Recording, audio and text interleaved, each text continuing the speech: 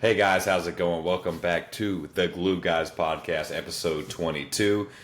Most of you will probably know it as the David Raya episode. Chad, how are we doing today? I'm doing good. I'm trying to think. I'm pretty sure Jay Williams wore number 22 either in college or when he was on the Bulls, one of those. So, Jay Williams, a polarizing figure in the basketball community for many reasons, including when he lied about getting hacked on Twitter in, I think that was 2021, because he said some stupid stuff, and it was like, that was the era where people were like, hey, I'm just going to say I got hacked, because some people actually were, so. It's like when you would text your crush when you were like 13. You'd be like, yo, you're my crush. And they'll be like, what the fuck? And then you're like, oh shit, my friend took my phone and said that shit. Which is like, who's got that many friends anyway? That friend is with them on like a random Wednesday night at 10. It's like, all right, cool. Yeah, so want to get into a couple topics today. Kind of 1.5 NBA topics. Talk about some All-Stars. Wanted to start off with a little bit of a quiz actually for Chad.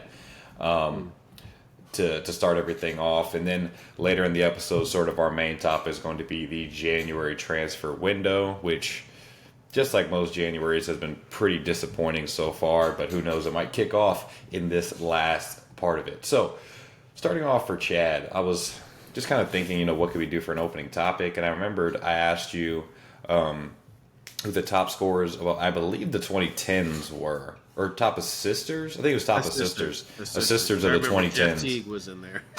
Top assist. Wait, so you sure it couldn't have been top scorers of the 2010s if Jeff Teague was in there?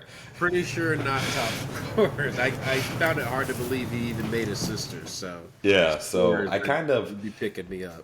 Kind of using some of that, I guess, knowledge that you picked up that day as far as what type of guy actually makes these lists. I think it's going to make for an interesting topic. The top 10 scores of the 2000s. All right, so the top 10 NBA scores of the 2000s just by total points. So there's some interesting names in here, some guys that you feel like would definitely be in here, but they're not, and some guys that are in here that you're kind of just like, what the hell?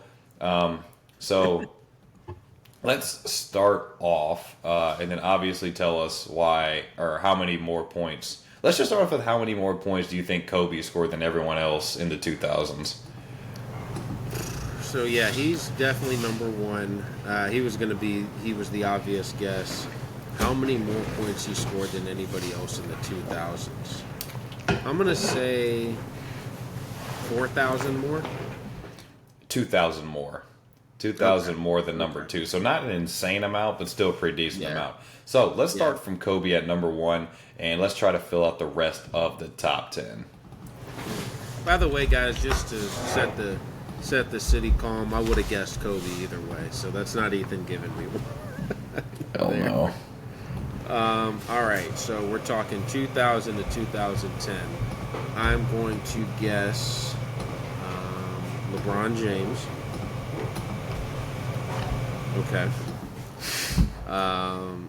He was 15. Actually? Yep. Actually, I mean, that's he came into the league in 2003, obviously, so did average 20 straight from the jump, but not in the top 20. Or sorry, top 10 shit. That actually is surprising to me. All right, I'm going to go Dirk. Dirk 3. All right. Kevin Garnett. KG is at 6. Nice. Okay. You had me nervous there for a second. So I'm trying to, you know what? I think I'm leaning maybe more towards, I'm focusing too much on guys that I know were good at the end of the decade, maybe not as much in the beginning. Let me throw a name out there. I'm going to say Tim Duncan. Tim Duncan 7, which is a lot lower than I thought he was going to be. If you look at it, though, this is why it's tough to make the Duncan argument, is he was never, like he probably only averaged, over 25 points a game, maybe twice in his whole career, maybe 3 times. I think his career average is only, 18. Now, granted, he played forever, so that's part of what brings that average down, but... he not a huge point. His career high was 25.5, That was one of 3 seasons he even averaged over 23. So yeah. Yeah, yeah, exactly. So he was just more all around, I guess. And plus, at that time, 23 a game was literally a quarter of your point. Career 19 and 11. Yeah, yeah, exactly. All right, let me not get sidetracked though. Let me stay locked in.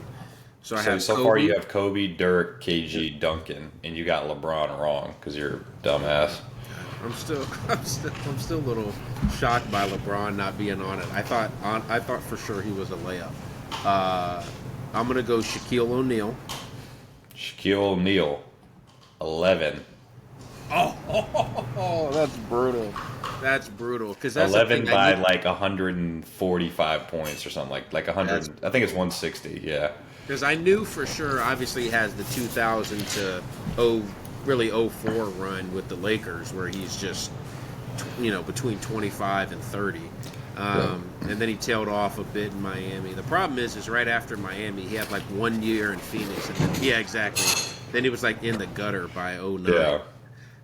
Wait, so you don't think that the Boston years? You don't think that? That's the 160 that he's missing. That was what it was. Okay. Damn. All right. This is pretty. You're missing a very, very obvious one if you're thinking scores in the 2000s. I'm not. But I'm gonna say Paul Pierce. Pierce is actually 4, which is crazy. Okay. Yeah. Well, I mean, the thing is though, like his prime was kind of like, I mean, obviously not the entire decade because only a handful of guys have had a prime that's a decade long. But it was all contained within that decade. Yeah. Yeah. Exactly. So again, the Nets year is not factoring into his prime for you. Sorry, the Wiz. What about the Wiz?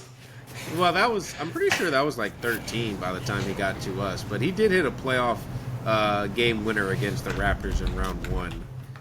And then the motherfucker asked him if he called bank. And he said he called game. Yeah. Which was kind of tough at the time, but actually was lame as hell looking back. I remember I watched that at, what's that trampoline place in Newport News? Sky Zone? No, Rebounders. Rebounders. Yeah. I watched it there and saw the interview there, and I was like, yo, he's tough. Yeah, this was 14-15, actually. Really? Okay. Yeah. I didn't. Wow.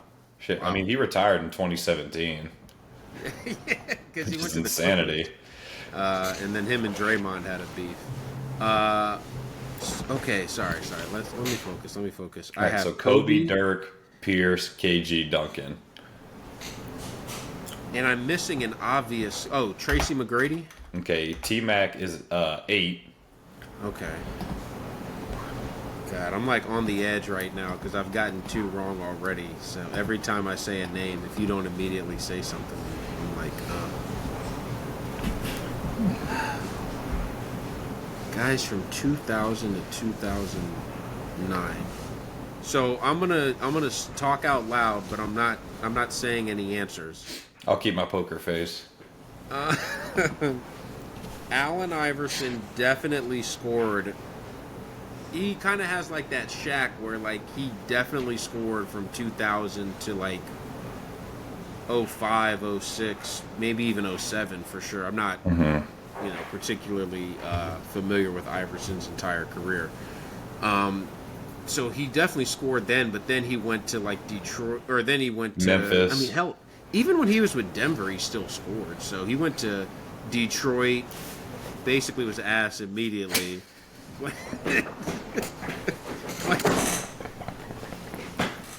Wasn't it him and Chris Webber on the same team?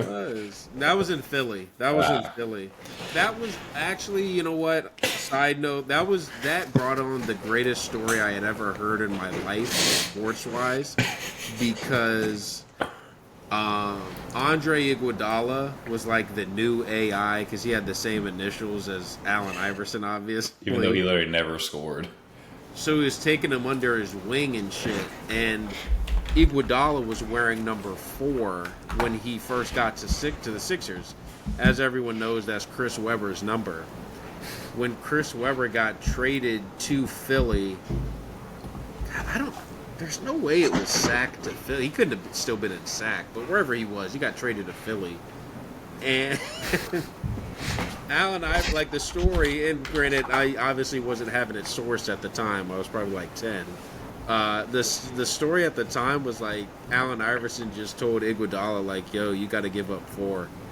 Like, there's not going to be like, because normally NBA players, like if you're getting a number, they pay you for it or whatever, or you at least, some people will say shoot for it, which is when you know a guy's broke, so you know he's got gambling debts and 9 kids. But yeah, so it was like no, none of that. It was just like, hey, you're just gonna switch numbers, and he did. So that's an awesome AI story if it's true. I'm gonna go ahead and guess Iverson. I'm gonna say he's Iverson probably in there. was 2.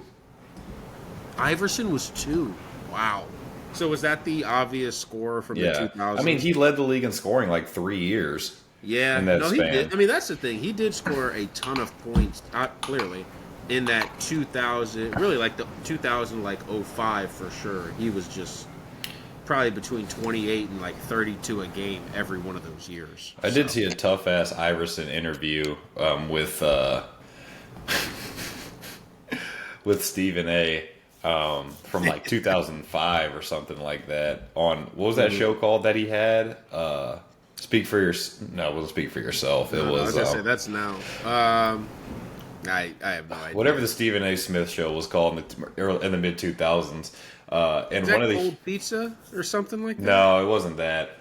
But it was a huge part of it was how he was so excited for their new coach to be announced. Larry Brown? Not Larry Brown. No. He was pissed at Larry Eddie Brown. Jordan? He was pissed at Larry Brown. Everyone knew he didn't like Larry Brown, so he was like, "Man, we finally got a new coach, Mo Cheeks." Cheeks. And Mo Cheeks went on to go 122 and 146 for a 45% win rate in Philadelphia. So that was nice. That's tough. Name of the show, by the way, quite frankly, was Stephen A. Smith, I believe. That's exactly what it was. Yeah. So you're still missing 3 guys. We have Kobe, Iverson, Dirk, Pierce, KG, Duncan, McGrady. And this is from 2000 to 2009. Can you tell me what numbers, like what places I'm missing? Yep. So you're missing 5 and then 9 and 10. 10, you're gonna literally lose your damn mind, but that he's in the top 10. Mm-hmm. Okay. There's one guy I want to guess, but I'm not going to because I just don't think he's. Are you self-imposing a 3-strike system? Yeah. Okay. Yeah. I am. But after I get the third one wrong, then I'm just gonna t-shirt shotgun it and name 50 people at once. I'm gonna say. Okay, so another. I'm just gonna say it. Ray Allen. Ray Allen scored a ton of points. Ray Allen 9. Okay. I feel like I missed this Ray Allen because I only remember him as a corner 3 shooter in Boston and Miami. I never saw like the high flyer, Jesus Shuttlesworth, Sonics, or Bucks Ray Allen. Yeah, I was gonna say when you throw in 2000, you're talking Bucks years too. When apparently, according to Bill Simmons, the league rigged the 2001 Eastern Conference Final so to get the Sixers in. Yeah. Which I gotta say, I didn't. Again, I was 4 at the time, so I wasn't locked into the 01 East Finals. But I just find it hard to believe, knowing what we know now about David Stern and the way he operated, that he was going to be like, you know what guy I want in the finals? Iverson. I just don't see that. That wouldn't have made sense to me. You know what I want to see in the finals? Getting post-ups, Dikembe. Yeah, exactly. But I mean, like the Iverson thing, like him and Iverson had like multiple feuds. I'm saying, like, so there's no way he would have been like psyched to get Iverson in the finals. And I mean, granted, it's not like George Karl or Ray Allen were like poster names in 01, but whatever. Okay, so I'm missing 5 and 10. Mm-hmm. God, 5 and 10. There's like one guy. I'm just going through the league to make sure this is like. guy I'd definitely be with. Because I've kind of got like three guys. Yeah, I'm going to just say Vince Carter. Invincible was the guy that was 5. Really? He was 5th in 2000s in scoring? God. I mean, this is, I guess the theme here is I'm putting too much emphasis probably on 2009. Well, yeah, like 07 to 09, where Vince definitely scored a shit ton in Toronto in the regular season and first round when he had the chance. But definitely shit, like there was like legitimate talks, like stuff that I've read since then that was like Vince or Kobe. That kind of shit. Like, who would you want on your team for the next decade? Vince or Kobe or T-Mac? Yeah. Like, those were like those shooting guard guys in sort of those early to mid 2000s. You throw Pierce in that conversation too when you're just talking about wing. Throw Pierce in there when you're just talking about wing guys. Who'd you think? I said Harris. I was like, Devin. Devin Harris. Hey, that dude made some All-Star teams. Okay, so now the guy I'm missing is 10th. I'll let you burn your third strike, and then I'll give you a funny-ass hint. Okay. The name I want to say is Gil, but I know there's no chance in hell Gil is there. He's not even in the top 25. Yeah. I mean, Gil literally had like a 4-year run, so there's no chance. God, I mean, then you're talking about like, is DOA somehow in there? Jermaine O'Neal? He's not in the top 25 either. Omari. Let me read off some guys from bottom up that are in the top 25. Antoine Walker. 15 to 25. Oh, 15 to 25? All right, 15 to 25. Where were you starting? I was going to start from the bottom, but it's funnier to start from the top. Oh, yeah. So, okay. LeBron, Jason Terry. Still shook by that LeBron one. Elton Brand. Jeez. Starberry.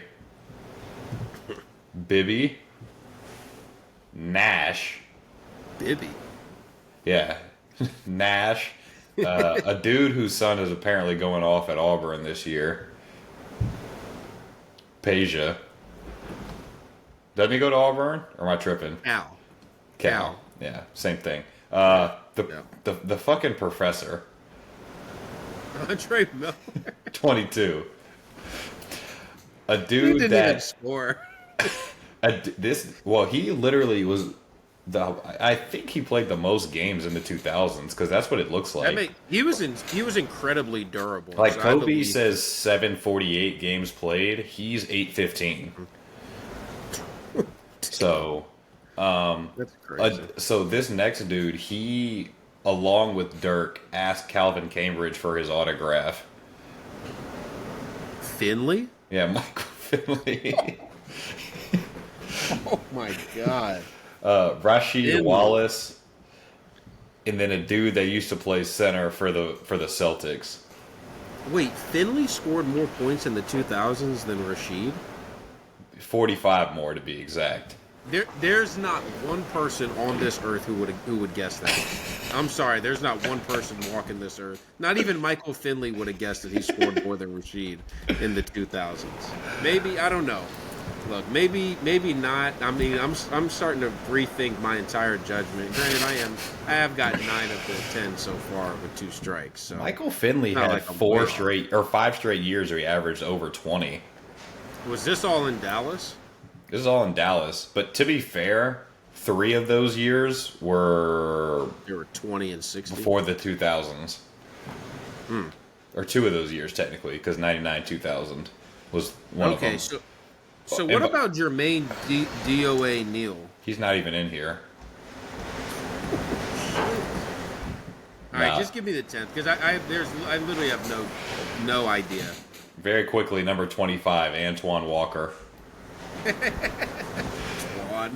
And then number 10, who scored more points in the 2000s than Shaquille O'Neal, is Antoine Jameson.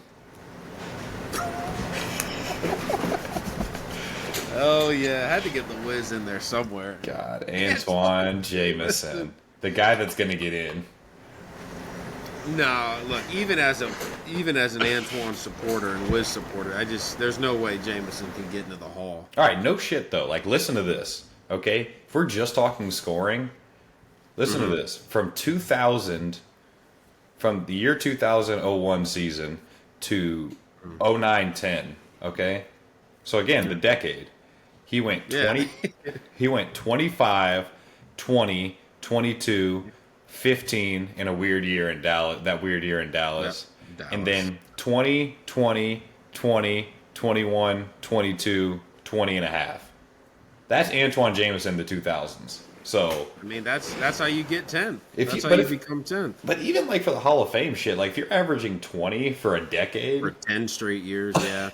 he's somehow Especially in that era. Like, if you're doing it now, maybe not as impressive, but if you're doing it's like that congrats, from, you're De'Aaron Fox. yeah, exactly. If you're doing that from '01 to 2010, and granted, I guess probably the argument is none of those teams ever were really good. You know, maybe the Oh, I best beg team to played differ. on was the Wiz team that went out in the second round. I was about to say he went to the second round once with Yeah. actually both of our teams. Yeah, I know he made it with y'all because he 2010. was really important for you guys. Yeah, he was also how many All Star teams for Antoine? Maybe two.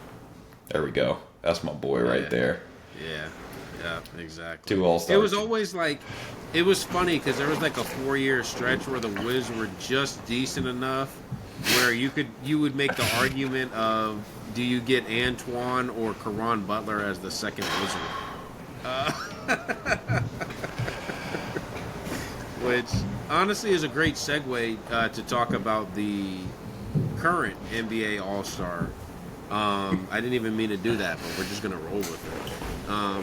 Ethan and I have been talking about, you know, we focus mostly on soccer. I would say is at least over half of what we do. But we like to give the other sports some love during appropriate times and all that stuff. So just wanted to do a quick NBA check-in with the All-Stars. We're recording this on the 19th, January 19th. Starters are being announced the 23rd. Reserves are being announced on the 30th. Ethan, I know I'm probably going to be doing most of the talking in this one, but I want your opinion to start off. How do you feel about the new All-Star format, the new All-Star game format? I don't mind it at all, just because everyone's been given the NBA shit about the players not trying. Because I don't know if you know this, but if you're a grown man and you don't try at work, normally it's someone else's fault. So Yeah, exactly. so yeah, Gotta find someone to blame other than the players. yeah. Normally, when I think of like 25 to 35-year-old men, what I normally think is like, come on, buddy, please try for us today. Can you go out there and try for us? That's what I think. So, Hey, tell that to the media, dude. That's what they think. well, that's who it is. That's who it is that I'm scared of when I go to the money machine at night. So, the format, just for those of you guys that are uninformed, all right? Technically, 3 teams being made of all stars of 8 players, and then there's a 4th team being added from the Rising Stars Challenge. Whoever wins the Rising Stars Challenge will then be kind of the 4th team in the tournament sort of mode, I guess, that that the NBA is creating, and it kind of be a 4-team tournament. And those teams, hilariously enough, those 3 teams will be coached by Charles Barkley, Shaquille O'Neal, and Kenny Smith. They're going to be the GM/coaches. So Of the All-Star teams? I didn't even know that part. I don't know if they're going to coach now that I think about it, but I know for a fact that they're probably GMing. GM. Yeah, which is still hilarious. But That's hilarious. yeah, so kind of the reason I guess they're doing it is because the past couple of years people have been pissed off that they're not like out there throwing elbows in the All-Star game, which okay. I mean, I don't really care. I'm not a big All-Star guy, never have been, never really watched the NBA All-Star game, never watched the Pro Bowl. So all this stuff that's kind of going on around it, to me it's just always been an accolade more than like I want to watch the All-Star game. So really anything they do doesn't really matter to me as long as the right guys get in. So what do you think, Chad, as far as, especially like you kind of hinted to it before we started recording, about the methodology? Because I believe, like you said, it's 50% fan vote, 25% player vote, and 25% like coaches vote or something like that. Media 25% vote, yeah. media. Because again, that's who for it the is. starters. Yeah. That's for the starters. Excuse me, the reserves are all picked by the coaches. So that's where the coaches part comes in.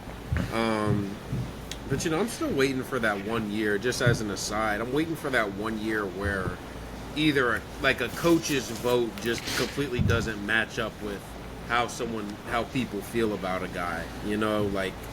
I'm trying to think of how Wiggins was a starter, somehow was voted a starter about. I think that was two. Yeah. Oh, it was in 22, I believe, because it was the year the Warriors won the title. Yeah. So, because people were trying to do that bullshit about well, Steph actually had help. He had another All-Star starter. Hey, that's right. You're the one making the argument. And he had pool party, but that's neither here nor there. Hey, man. Pool party not so great right now. But yeah. So I'm waiting for a weird coach's vote of something like that, where a guy who just straight up doesn't deserve it at all, or who I guess no one would think is an all-star ends up making it. But we haven't seen that yet. So I'm fine with how they split up the all-star voting part of it, because I think a lot like what you said, it's more about the accolade than it is the actual game and on court, what's actually going on. So I just want to make sure that the 24 guys are in there are, look, everyone's going to complain about one guy at least, or if you're the TNT crew the other night, you're going to say how 30 guys have to be an all-star when there are only 24 spots. So, but yeah, for the most part, I think they do a good job. It ends up being the right group of guys once the dust is all settled, so I'm fine with the way they do it. I was about to say, do you like it mainly when it's kind of like a precursor to the All-NBA thing? How much does winning sort of factor into it? Do you think it's the same methodology, should be the same line of thinking between All-Star and All-NBA, or do you think it's slightly different in a certain, particular way? I think there's probably slightly less emphasis put on the winning part when it comes to All-Star. I don't know if maybe that's more so focused on when you're talking about, the fans voting for the starters. Just because, we're going to talk about him, but LaMelo right now has, the most fan votes of any Eastern Conference guard by, a wide margin. And Charlotte's won, 9 games. So, I'm actually curious to see... I'm curious to see, I might, if I'm bored and have some free time, I might look up, worst records of guys who ended up starting an All-Star game, because there's no way Charlotte's not at least close to it. I think they're 9-35 or something like that. Yeah, but they're about to turn it around. Yeah, but that actually no way they could be 9-35. They haven't played that many games, but yeah, they're waiting. They're just waiting for the second half of the season. They are 10-28. My bad. Yeah, and they've won 2 straight. So.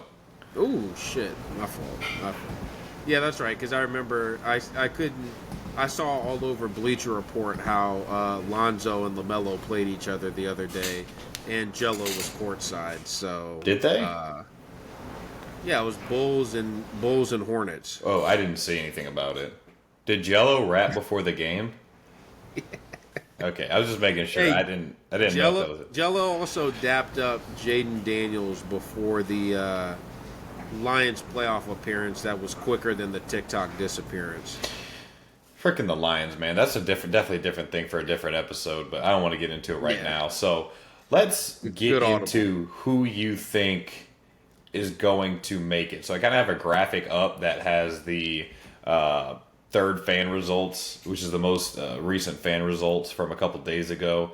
So I kind of have an idea. It has 10 guards and 10 front court players from each conference. The funniest one, personally, for me, is just either Norm Powell in the West or Tyler Hero in the East being number 10, respectively. So it's kind of hilarious to me. I'll never get Tyler Hero, I guess, but that's just a personal thing. So who do you have getting in for sure, 1,000% from the East? So I broke it down, my starters and then my reserves. So I guess I'll go with my starters first, since in theory those guys would all be locks to me, and I think these guys all are. backcourt, I've got Donovan Mitchell, and I went ahead and I threw LaMelo's name in there just because I know he's going to make it, because I wanted it to be at least somewhat similar to what's actually going to happen. So I wouldn't mind him being a reserve in reality. I wouldn't make him a starter, but I put him down as a starter just because I know he's going to get named one. And just to sort of very quickly, supplement Chad's point, he is currently the first guard in the East by over 300,000 votes, about 350,000 votes, more than Donovan Mitchell. So, yeah, go on. Serious question: do you think there's a little bit of Jello bump there for LaMelo? Yes, because the same people that think that the shit LaMelo Ball does is cute are probably unironically listening to the LiAngelo Ball song. That's what I'm saying. Like, they think they're like, oh shoot, man, they're killing it. Shoot, when can I vote Lonzo as All-Star? Well, I saw a stat the other day that he has the most one-footed threes this year by a pretty wide margin. So LaMelo does. I think he was the only one with double digits. Yeah, I was gonna say I didn't even know other people took those. So that's the fact that there's a graphic that had to be on. You must have been watching Hornets home game on League Pass. You know who was in top 5? You know who was top 5? Poole definitely. Braun. So I'm surprised Braun's not the only other guy in double digits, to be honest. Nah, because they don't count these as one-footers.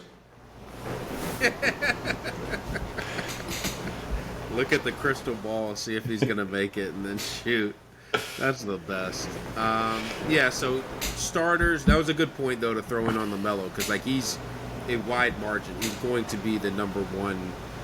We joked about what actually is the formula before we started recording, but he's gonna have a good spot in there from the fan vote. So front court, I got Giannis, Tatum, and Karl Anthony Towns, who has been balling for the Knicks this year. I think you could make a real case he's been their best player. Even better than Brunson, because I think the Brunson stuff was a bit weird for at least the first month or so. It's been way better since then. It is great. And the thing about Towns now is he's rebounding the hell out of the ball too. Like he's at like 14 boards a game. His last couple years in Minnesota, he was hovering at like 8.5. I was like, is this dude just like a power forward who happens, or like a small forward who happens to be 7 feet tall and can't move, or like what's going on? So those are the starters. Do you have any problems with that? Any big gripes coming out of the gate from you? Definitely not. Definitely not from me. There are guys that I want to be better, but they're not, so it doesn't really matter. I want my boy Dame Lillard in there over LaMelo, but that, like you said, based on the fan vote, that probably isn't going to happen. However, he is third right now in fan votes, so not impossible. Yeah, exactly. So, and we're only really seeing the one piece of it. So, definitely. I say if LaMelo gets murdered in the I don't think media I really vote. find it hard to believe that. Yeah, I find it hard to believe the media is going to vote him first. Yeah. Or even second. And so then all of a sudden it's like, all right, if he's fourth in that, first obviously in the fan thing, he'll probably end up getting it because of the players. Just because I think the players are the people who are listening to that Jello shit too, saying it's hard. So those are the ones voting on it. Reserves. So as they do the reserves, it's 2 backcourt, 3 front court, and then 2 wild cards. So I'm going to go kind of in order. The backcourt, the reserve guards, I've got Trae Young. Okay. Hawks are doing really good this year. Hawks have been surprisingly better. I had given up on them kind of before the season. I kind of low-key given up on the Trae era in Atlanta, or at least like the success piece of it with their current roster construction, basically. But for whatever reason, they've turned the corner a bit. Dyson Daniels, huge piece of it, but I also think Trae's just been more mature at the end of games offensively. Other backcourt mate with him, I got Cade Cunningham. I do. I think Cade has been, like, before this year, there was like kind of some worries about is he really like that guy when it came to that 2021 draft. And I think this year he's kind of put to bed, like, hey, I'm definitely the best guy from this class. Jalen Green's not better than me. Whoever else you're going to name isn't better than me. I'm definitely the best guy. So happy for him there. And Detroit's actually winning. Like they would be a play-in team at least right now, if not even a playoff team.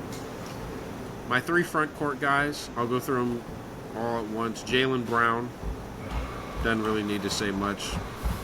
Evan Mobley, I have making it. And Mobley I have as a first-time All-Star. I think he's been the second best Cav this year. He's a slight, it's not even a growth in skill necessarily offensively, but I think there's been a slight growth in aggression from Mobley. He's still going to have the quarters where you're like, dude, why aren't you scoring or at least shooting or trying to post guys up? But you see him ducking in a lot more now when he gets smaller guys on him, going at guys instead of fading away from shots. Still, you're not going to love his three-point shooting, but that's fine. You know, he is what he is. So yep. I like Mobley. And defensively, he's a beast. And the Cavs have the best record in the East. So I'm giving them 2 guys. Perfect. And then the last front court spot, this one surprised the hell out of me, by the way. I'm going to just preface it by saying, like, when I actually did the math, this surprised me. I have Jalen Johnson from the Atlanta Hawks. 2 Cavs because they have the best record in the NBA, or the second best record in the NBA. 2 Hawks because the Hawk to a girl invited Trae Young on the podcast.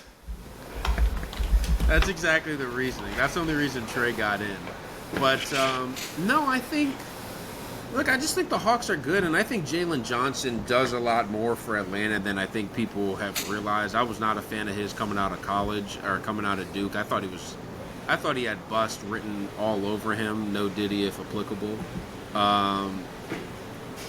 But that dude he just goes for it. I mean, he just goes after, he attacks, plays with so much confidence, can actually do a lot more on-ball creation than I think I kind of was prepared for. I thought he was going to be more of like a slasher, second recipient type of guy. And obviously you're not going to run a ton of offense if Trae's your point guard, because Trae's just so good at that pick and roll game with whatever big. But I think Johnson has been incredible for them this year. And I think he's taken his game to that level. Also, the forwards in the East, there's just not really a lot. Right. Like, the only other guy considered was Franz Wagner, and he's only played in 22 games this season. Paolo normally would have gotten it, no doubt. He's played 9 games. Embiid hasn't played any games this year. Paul George, I just wasn't considering because he's been trash. So yeah, that was kind of like... Even like Jimmy Butler's in the top 10 front court, Embiid, Jared Allen, Paolo. Yeah, Jared Allen, I like Jared Allen, but like, Come on. Exactly. Thank you. Like, Jared Allen, All-Star, he made it a couple of years ago, and even then I was like, yeah. And he was good. He was good for the Vikings a couple of years ago too. So at Culinary Academy. And then the last 2 wild card spots I have Jalen Brunson from the Knicks. So I have 4 teams. I think, right? Yeah. I have 4 teams with 2 guys. And then my 12th man, you laughed at him earlier. I think Tyler Hero's had a good year for Miami. We go. I think Tyler Hero's had a better year than Dame so far because Hero is the number 1 go-to scorer for the Heat at the end of games. He's been better than Butler this season in crunch time. That's just a fact. He's consistently played, which has been an issue for him during parts of his career. His second and third year, he wasn't really on the court enough. And he scored, and his efficiency has gone up a shit ton from what he was in the beginning of his career. The beginning of his career, he was just kind of a gunner, just shoot, and if a couple go in, cool. Now he's actually creating for others. He's up to 5-6 assists a game. But he's still maintaining that 40% three-point shooting. I really like what Hero's done this year. And I think he gets that 12th spot over Dame. Yeah, I'm just not a personal fan of the black scent. That just always throws me off with white guys in the lead to kind of talk like this. I just kind of I just don't think that they're gonna be able to, whatever.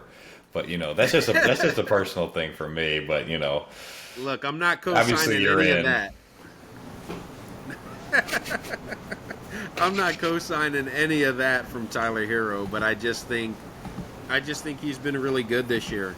I do. So, and I think Miami don't have that great of a team. Obviously we know Butler's had his situation. Him and Pat Riley have had their little fiasco going on since it feels like the start of the season. Bam has kind of been awful this year. He's averaging like 15 a game. Like, he has not been good offensively at all. Yeah. Still going to play with effort. Still going to be good defensively. But so Hero's kind of been their whole offense. And weirdly, along with like Jaquez and Rozier, which is just the modern Miami Heat. So. Well, I mean, you can say what you want about him, but he was in that one guy. I forgot who it was. He made his Mount Rushmore of NBA players. And he had Kobe, Wilt, Anthony Edwards, and Bam. Yeah, and Bam. Yeah, Khalil Ware. He was a first-round pick for the Heat this past year. That's the only reason I can come close to giving him a pass. Yeah. So. And now he ended up like Kevin Ware. Sure. So there's Chad's East team. Is there anyone that you felt bad? Because it kind of seemed like, I guess I was going to talk snubs. It kind of seemed like you were kind of the other end, where you were trying to find ways to get people in rather than like fighting to keep people out. Was that kind of how you were feeling near the end, like those that 11th and 12th guy, or did you feel pretty solid about all 12 of those guys? No, I mean Hero and Jalen Johnson, and like, I mean, I just made good cases. All right, what I feel like was a good case for both of them. I think they have a good case, but I just don't. Maybe it's just because like it's always hard when it's new, right? It's always hard when it's somebody who we haven't seen play at that level before. And right now, I've got 1, 2, 3, 4. I've got 4 first timers on the East, so maybe that could play a part of it. But yeah, Hero and Jalen Johnson. I'm certainly not married to those picks by any means. Perfect. All right, so let's move on to the West. Did you find it more difficult, less difficult, or about the same here in the West when you're thinking about guys, either getting in or getting snubbed? Or even guys that, West, between having starters and reserves. There were, like... The West was slightly more difficult. Slightly more difficult. I went back and forth on a couple of guys for that 5th starter spot because I think 4 of the spots are pretty secured, and then there's that one spot that's kind of up for grabs right now. And then the last wild card in the West, I thought there were like kind of 3 guys that I was considering. But we'll get to that in a second. We'll go ahead and start off with the starters. SGA, no brainer, league MVP right now in my opinion. Pairing him with Steph Curry in the backcourt. Warriors haven't been great, but I still think Steph has been awesome. And to be honest, like that's a weird thing is you look at every guard in the West, they all kind of have some sort of flaw in their argument or flaw in the discussion, or flaw in their candidacy, I guess is the correct term. So I just ended up saying, hey, I know Steph is the best out of all these guys. Let me just pick him. And then my 3 the first 2 guys, very easy. Jokic, no-brainer, didn't have to think about it. And honestly, crazily enough, the other guy who was a no-brainer didn't have to think about it, Wemby. Yep. Wemby was God, we're talking about a dude who's 20, and I'm saying he was a no-brainer starter over guys like KD, LeBron, Anthony Davis, like all these types of people. I know KD and Bron are older, but still. I'm not going to sit here and say that I predicted Wemby to have this kind of a year. You were talking him up. But I mean, look, it's not like... No, go ahead. But I'm just saying, like, young players, it kind of either has 2 things happen to them. Either you have sort of the Anthony Edwards type thing, where it's like, something happens one time or you can see something kind of happening and you try to make it this before it's that, Or Mm-hmm. and frankly, honestly, it's probably more of the international American thing more than anything because it's like, oh, Anthony Edwards had like a really good back half of the season, a really good playoffs. Now he's just one of those top 10 guys. Boom, throw him in there. Any top 10 or any top 5 really for some people at the end of last season. You just got to put Anthony Edwards in it. Boom. Whereas with a guy like Wemby, even still, I'm sure if you ask the average person, who are the top 10 players in the NBA or who have the top 10 players in the NBA been this season, I don't think Wemby would be in all those lists, even though he's a definite 100%er. Like you said, it's not even like he's like one of those 9-10 guys. Like he's 100% been one of the top 10 best players. And so it's kind of weird that coming into this season, people are like, yeah, I know this dude's 7'4". He's the best defender in the NBA, and he shoots crossover, step back threes in people's face. But I don't really think he's going to take that big of a step up this year, having learned the league and becoming stronger, smarter, that whole kind of thing. Now, I got to tell you, the most insane graphic I have ever seen. This is probably my entire life. Was I was watching Spurs. This was like a couple nights ago. The Spurs, and I don't even remember who they were playing. It was most step back threes made since the beginning of last season. Wemby was second in the entire NBA. Which for me is like, what the fuck are you even stepping back from? Like you're 7 inches taller than the guy guarding you. Like why are you even stepping back? That's a fair question. And look, I'm sure there are some '80s guys. If Barkley gets a chance, or Barkley or Shaq get a chance to be the GM, they're gonna practice before the game and show him some post moves and say he can't leave the paint. But I just think it's like, do I love every single step back three that he takes? Absolutely not. But I think when it's a weapon to the level that his 3-point shooting is a weapon, like he's gonna take some shots that maybe you don't agree with, but they're gonna go in enough times that he can take those. So, and then and we haven't even mentioned anything about him defensively yet, which he's. I mean, this dude was like 4 blocks a game last year as a rookie. Like, come on, bro.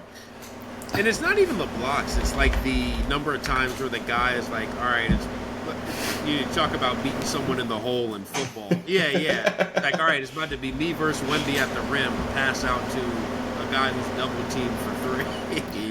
On the contrary, though, like he did get dunked on after the whistle by Ja, who doesn't dunk anymore. Yeah. So Bleacher Report did like to let me know about that one. They definitely posted that. Yeah, I was just making sure that.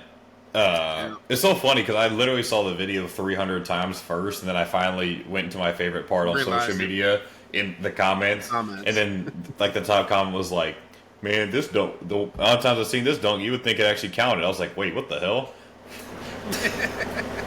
So, okay, real question for you. What's better, Ja dunking on Wemby after the whistle, I know exactly or what that you're one say. where Ja was getting high? Yeah, where he missed the dunk. He missed the dunk. They were like, it was a highlight. Yeah. So which one is better for you? Well, definitely more hilarious is definitely the Kevin Love shit because he literally didn't make it. Yeah, but so the Wemby one is better, but the Love one is like more ridiculous. It's more ridiculous because it's like, bro, if he would have done that, like, what the hell? Yeah, what does that even mean? Yeah, the funny thing is Wemby was like actually going hard on the play, even though it was after the whistle. So. He was going at least 75%. I have thoughts, but at least 75%. The dude didn't even leave his feet, so. I think if he wanted to block his ass, he probably would have jumped. Maybe. I haven't watched the video in a day somehow.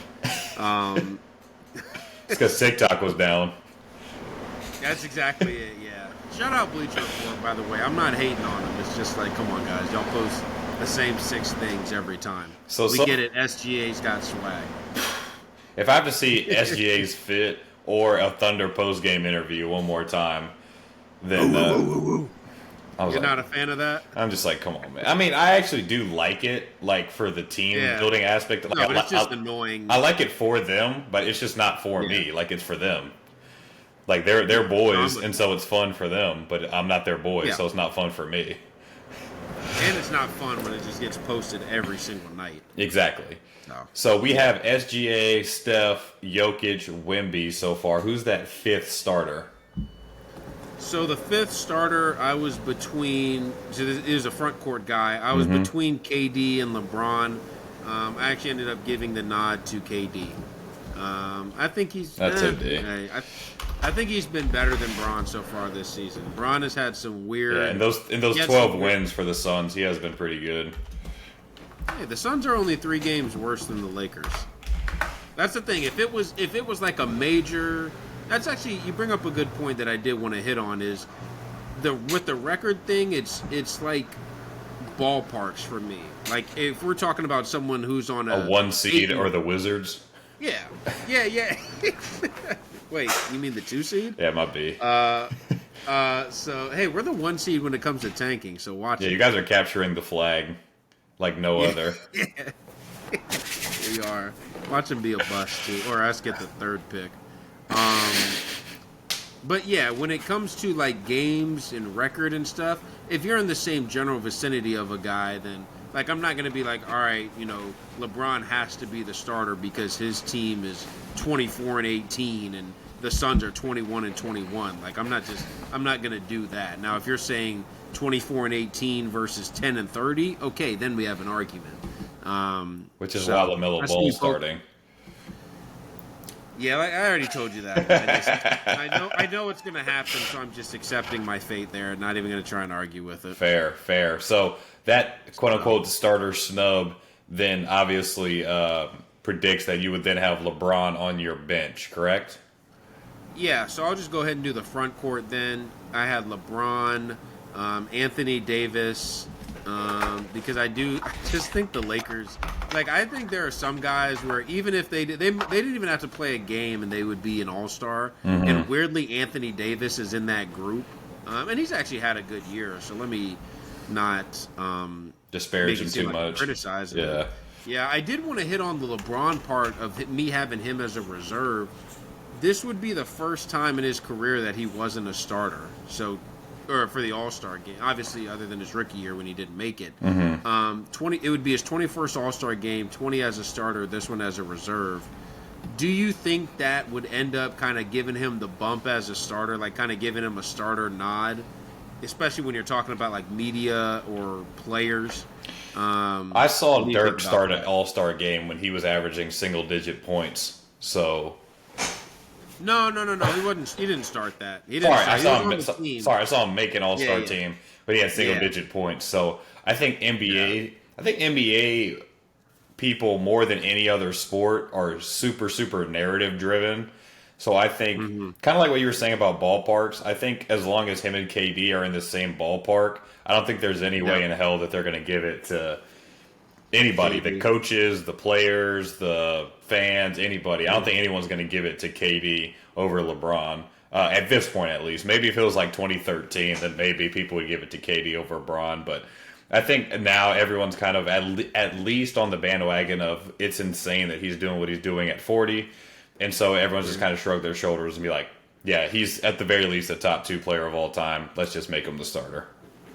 Bron's at that level that Kobe was at in the 2011 to like 13 range, and let me be clear, he's a much better player than Kobe was in those years. But in the sense that it seems like the entire league just loves him now. Like it's just all positive, and I have no problems with that. I mean, LeBron's definitely earned it as much as any guy, since Kobe. So I'm not mad at it, but it's just funny how it ends up like spinning things. And I do agree with you. I think if it comes down to it, then it'll be like everyone will look around and be like, "Hey, do we want LeBron to keep this starting thing going?" And it'll be like, "Yeah, let's do it." And for whatever reason, weirdly, Durant isn't at that. Like you would think, like Kevin Durant would be. Of any guy that could be at the level of fame where it's like, all right, well, we're not going to bump this guy for LeBron. You would think KD's like the closest you would get to that level. And I still don't think it's going to matter. So, and Steph, weirdly, I think is at that level too. Like you say, it's weird that KD isn't at that level. It's even weirder that Curry is and KD isn't. Like, even when they were on the same team, like if you were to ask someone, hey, all time, who's better, or like who has a greater legacy? We kind of talked about this a little bit last week. Like who has a greater legacy? Everyone would say KD, kind of in that 17-18 era. They'd say Curry's probably the best player on this team, like best player for the Warriors. But KD's a better player and has had a better has been a better player for Career. like stuff like that. So, but now it's like kind of flipped on its head to where it's like everyone kind of shrugged their shoulders and be like, I mean, where's the meat for you, KD? Ever since you left the Warriors, it's been like, what's the even like the finals run? Like, I feel like every great player at least has to have. I mean, we all know he has 2011. But it's like, or sorry, 2012, the 2012 finals run. But it's like, where's your like, I'm in my prime and I'm showing everyone by myself that I'm the best player and I'm just dragging my teams through rounds of playoffs for no reason. Weirdly enough, even like what LeBron did in, was that 22 or 23? Well, 18, but he was kind of still in that cycle of like, I just make it to the finals because my name is LeBron. But even like late career LeBron, like getting to that Western Conference Finals, even though they got swept, like for 2 rounds, it was like, hey, we have LeBron on our team. Obviously, AD played well too, but it's like we're just gonna win, which is weird. I tell you, those 2 rounds were some of the most. Those are probably the most fun 2 rounds of NBA playoffs that I remember of like the past 4 or 5 years. It's like just that LeBron run was so. Well, because of how it started. Beating the Grizzlies. Nah. Oh no, the play in Live. Yeah, the Live. Yeah, exactly. So from that all the way through like to the Denver series.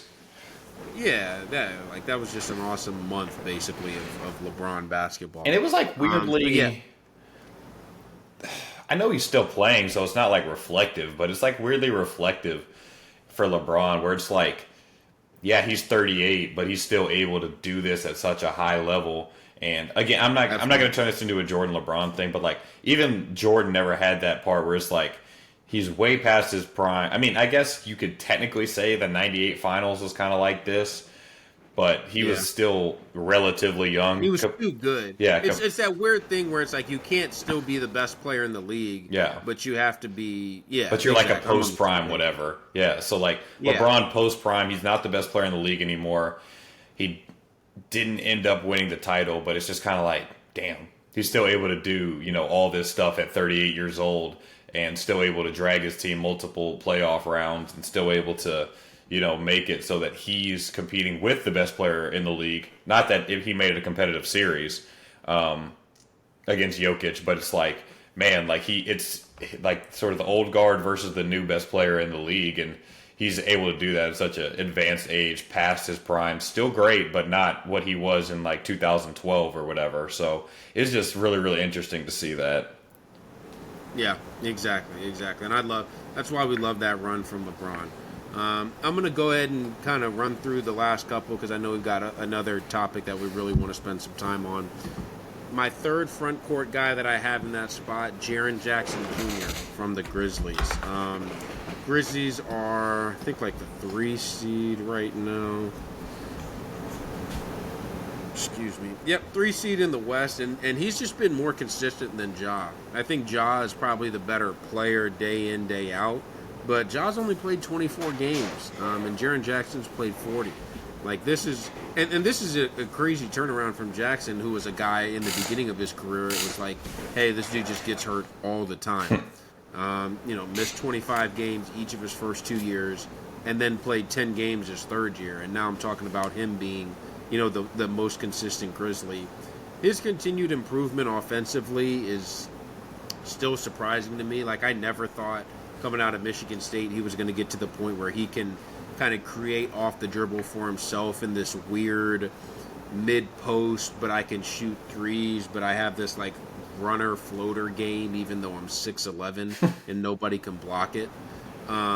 That's just become a real weapon for him. So I really, not only a fan of Jaren Jackson's improvement, but just a fan of, like, his game overall. I think it's just he's been done. And then he's another guy, who that you say all that, and then you throw in the defense, where he's one of the best rim protectors in the league too. So, no doubt about it, pick for me. The backcourt, the first two guards I have, Anthony Edwards and then James Harden. I think Harden, efficiency-wise, probably isn't where you would want him to be, but he's kind of like that playmaker, kind of the quarterback that's running the show for the team. The Clippers have been probably the surprise of the West, I would think, this year. Maybe them and, well, I don't know. Actually, I guess maybe a lot of the West is surprising when you talk about Houston, Memphis being a 3 seed, San Antonio being in the playoff picture. But I think for me, probably Clippers would be the most surprising of that group, them being like a 4 or 5 right now. And he's a huge part of why. And I think he deserves to be an all-star more than Norman Powell. Powell's had a great improvement this season, but to me, he's still just a scorer, movement shooter. And he's great at that, but I just don't like a one-dimensional guy being an all-star. Right. So, and then my last 2 spots, very controversial. I went with Kyrie, and then I went with Jalen Williams, J-Dub, from the Oklahoma City Thunder. He's weird. This quick observation of him. He might be the best player in the NBA that has a gut. Didn't you just say James Harden? Well, I think Jalen Williams might be. James Harden has actually slimmed down a little bit this year, weirdly. If you're talking James Harden, like when he's tanking to get out of the team, then yeah, definitely. But right now, I'd say Jalen Williams. Like if you watch him at the wrong angle, I guess it's like, wait, is this dude just fat? And he's got like that skinny fat thing that no one really notices. Yeah. So, yeah, that rounds out the 12 for the West. Love it. So again, you kind of spoke how the West you felt a lot better about. Was there anyone like very strongly that you were like, damn, I want to try and sneak this guy in, but just the numbers didn't work out? Yeah, so Luka and Ja, I think, are guys who would have been in, but they both have only played like 20 games. So that's a huge factor for me. And at this point, we've played 40. So like they've played half of the season. Like I can't make you an all-star at that point. The 2 I didn't feel great about leaving off, Sengun, because I just wanted to have a Rocket in there. Like they're the 2 seed. But then after when I thought about it, I'm like, do I think Sengun's been one of the 12 best guys in the West this year? No. He's not their go-to guy in crunch time. His efficiency numbers are just straight up bad, honestly. Like I was shocked. He's like 48% from the field as a big man. Yeah. Who doesn't take? He takes like 1-3 a game. He's still getting you 19 and 10, so he's putting up his numbers. But I just don't feel like he's that difference maker kind of that I maybe people talk him up as. For that team. They're a lot more by committee. Sometimes it's Sengun, sometimes it's Jalen Green, sometimes it's Van Vliet. And to me, I don't think sometimes guys should be all-stars. I think you're an all-star when you're consistent every single night. Right. And then the other guy, Devin Booker. I thought about him in the Kyrie spot. But I just think Kyrie's team has been better, and he's contributed a lot more to winning. Luka's, as I said, he's missed half of the season. Kyrie's starting to deal with some back problems, which are scary, kind of concerning when you're talking about a smaller guard. But I think Kyrie gets the nod over Devin Booker. So. What is Devin Booker at this point in his career? Like, what is his... Like, he's really a scoring 2 guard, and that's exactly like when I talked about, I don't like the one-dimensional players as all-stars. And I think Booker has more playmaking. Well, for one, I think the other guy we were talking about as a one-dimensional scorer was Norman Powell. So right. Let me be very clear. Booker is definitely a better scorer than Powell. And to be fair, he's a better playmaker too. Like he's had a lot of point guard responsibilities for the Suns as well. But I think he's mostly just like an offensive scorer, shooter type of guy. Like even when you look at his numbers, like 26, 4, and 7. Those are good numbers. Like don't get me wrong, 7 assists is way more than I thought. But he's 44% from the field this year and 34% from 3. Like I'm sorry, those numbers just aren't good enough. The 44% from the field is shocking. That's his lowest number since 17-18. So right. I just don't think he's been as good this year. Yeah, it's just crazy considering how sort of the perception of it. I guess you could kind of equate it. I mean, we haven't seen how the second sort of evolution of him has played out, but sort of comparing what he did in sort of 2021 and what the perception of what he was going to become was versus, sort of like maybe Anthony Edwards again from last year. And Anthony Edwards, just to set the record straight, I love Anthony Edwards, and I know, for younger players, I think he's still like 23. There's going to be some up and down periods, and so I 100% get that. But this is a guy in 2021, Devin Booker, where it was like, oh, he's the guy that got them to the finals, and obviously they had other pieces and stuff like that. DeAndre Ayton, who God knows what happened to that guy. But he had some other pieces around him, but it was like clearly his team, and so it's like interesting to see how a guy can go from that, a guy that can have be the best guy on a finals team, to now it's like he could be an all-star, maybe not, we don't know. So it's so interesting how, and this is what me and you talk about all the time, with sustained excellence. It's like, yeah, it's cute having like that 2-3 year run where it's like, man, you're awesome, like your boy Hibachi, Gil. Yeah, like Gil, where it's like, man, well, 2-3 years, he averaged 28, so he's got to be at this sort of level. It's like, well, that's why it's so damn hard to say, that's why guys like LeBron and Jordan and Kobe and Shaq and Magic and Larry Bird, why they're regarded so high, because they were doing the stuff they were doing for 10 to 15 to shit, if you're LeBron, over 20 years. And so when we talk about guys being greater or not as great, that's what me and Chad especially really covet, is like, we would take a guy that has been this for his entire career over a guy that was like I think Duncan really is the model for that, as far as the consistency. Like we were talking about earlier in the 2000s, like never a guy who was going to get you 25 to 30, like per game. I mean, he could get that for you in a big game, in a big playoff game, but not going to average 25 to 30. But it's just a guy who's going to be between 18 and 22 and 10 to 12 rebounds, no matter what. For like shoot well from the field, defend well, pass well. Yeah, exactly. And no one's sitting there like, oh my god, like the joke is always, there are no Duncan highlights, but somehow he's a top 10 player. Like that's just the way how it is. But to the true ball knowers, they understand that means more. I hate the NFL. I mean, do you see this game? This dude, Jalen Hurts just threw the biggest hospital pass of all time across the middle to Devontae Smith. Dude caught it, got absolutely murdered by the safety, and somehow, some way, that's a personal foul because he made a play to make him not make the catch, I guess. I don't know. Yeah. But, anyway.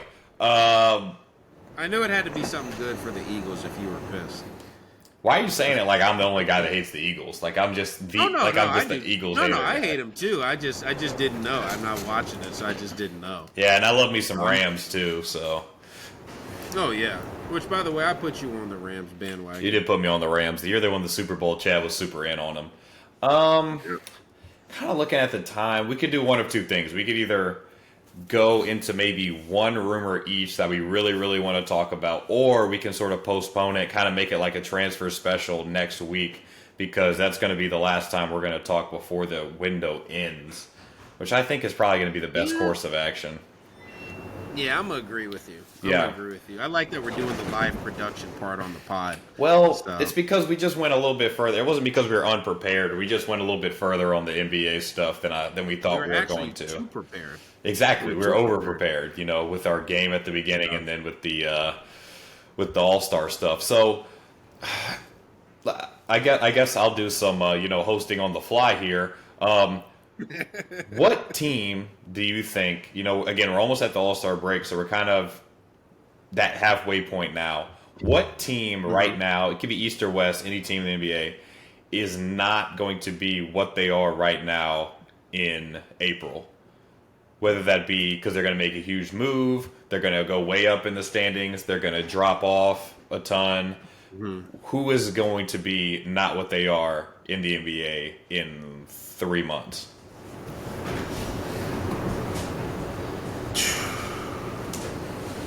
Okay, so I'm looking at the standings. Again, this is all kind of on the fly, so you guys are going to get the full thought process. the first team I think of is Miami, the Miami Heat, specifically because I think Jimmy Butler is not long for them. I thought it was honestly probably the lamest shit I've ever seen when he puts out the fucking press release talking about I'm back. It's like, dude, Jordan did that after winning 3 titles. You haven't won 3 playoff games in like the last couple of years. You don't even play 3 straight games anymore. And I've liked Jimmy Butler actually a lot during his Miami run, but just his off-court stuff in general has just become so tiresome. You know, after like the 5th time you do it, like, when you can keep a running tally of all the times Jimmy Butler has kind of imploded an NBA team, it's like, hey, that's probably not, you know, him and Harden are going back and forth for the trophy for who can be the biggest cancer while also being a great player in the NBA. So I would think that there would be a trade there. The problem is I'm looking at the East. Miami's the 9 seed right now. The crazy thing is they can't really go much lower, because Washington, Toronto, Charlotte, and Brooklyn, none of those teams want to win a game the rest of the season. Right. That's the bottom 4 in the East. So the only teams they could really even drop behind are Chicago and Philly. And the Sixers, we've been saying for 40 games, they're 1 week away from really starting to get things going. And now Embiid is out for an even longer period of time, and they've lost 5 in a row now. They're 15 and 25 and all this stuff. So I 2-8 in their last 10. Yeah. So I'm not going to bank on Philly all of a sudden getting it together. And I mean, Miami's 5 games better than them right now with half the season to go. Like, I don't think it's a guarantee that Philly would finish better than them. So that actually is going to lead me to the other side of the coin, where I'm going to give you a team that I think is actually going to be a lot better in the second half of the season than what they are right now. And I'm actually going to stick in the state of Florida, and I'm going to go with the Orlando Magic. They've been without Paolo and Franz for a long time. As I mentioned during the All-Star part, Franz has only played Paolo's only played 9 games. I think Franz has played like 22. Paolo's back now. Has looked good in, I think, the 2 games that he's played.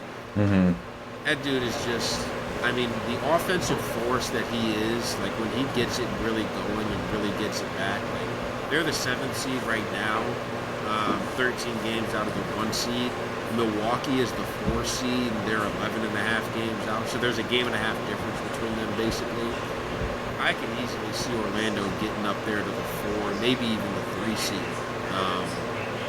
Because they're only a couple more back of the Knicks. Because I think Orlando, they've had some guys really grow offensively in that stretch that Franz and Paolo have been out. Tristan da Silva is a guy who everyone is probably familiar with now, because he's been like the Paolo stand-in. But Suggs' game offensively has gotten better. All these guys. So I really think Orlando has a big second half push, and they'd be a team. Maybe if they don't even, let's say they don't go much higher than the 7th seed because it's congested. Maybe they'll end up a 5, maybe even a 6. I still think they're a team that can make a little bit of a playoff push just because of their scoring ability and their defensive ability. Yeah. So our finals predictions right now aren't looking the best. I believe that I had I think I had the Timberwolves and someone crazy like the Bucks or something like that in the that's what I had. I literally had Timberwolves Bucks for sure. I might have had Timberwolves Bucks. I'm not 1,000% sure, but it's still on. It's still on. Okay. What's crazy as hell is I thought in the beginning of the season, I was like, okay, well, there's no way in hell Milwaukee's going to make the finals, but let me at least hold on to the Minnesota part. And now it's completely flipped. I guess I feel better about Milwaukee at this point than I do Minnesota. Now, granted, I don't feel great about either, but some of the Minnesota stuff offensively is just, the Julius Randle.